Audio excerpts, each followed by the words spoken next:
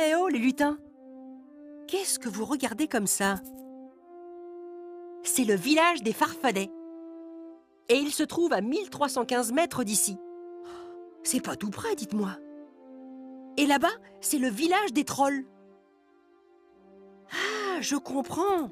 Vous voulez savoir lequel de ces deux villages est le plus loin? Vous allez mesurer la longueur de ce sentier. Oh, ça va vous prendre des heures avec votre règle d'1 mètre. Oh là là! Son pas est beaucoup plus long que votre règle. Pour mesurer de très grandes longueurs, on a besoin d'unités de mesure plus grandes que le mètre. Il en existe plusieurs. 1, 2, 3, 4, 5, 6, 7, 8, 9, 10. Le pas du géant est 10 fois plus grand que votre règle. Il mesure 10 mètres, c'est-à-dire 1 décamètre.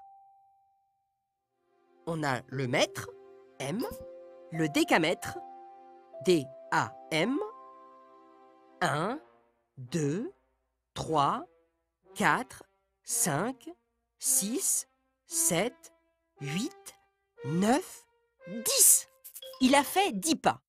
10 fois 10 mètres, ça fait 100 mètres. On dit un hectomètre, H-M. Et quand il aura fait 100 pas, on aura 100 fois 10 mètres, égale 1000 mètres, soit 1 kilomètre. Le géant a fait 154 pas. Le sentier mesure donc 154 décamètres. Alors, quel sentier est le plus long? Tu as raison, Martin. Pour comparer ces deux longueurs, il faut les convertir dans la même unité de mesure. Pour le village des Farfadets, 1315 mètres.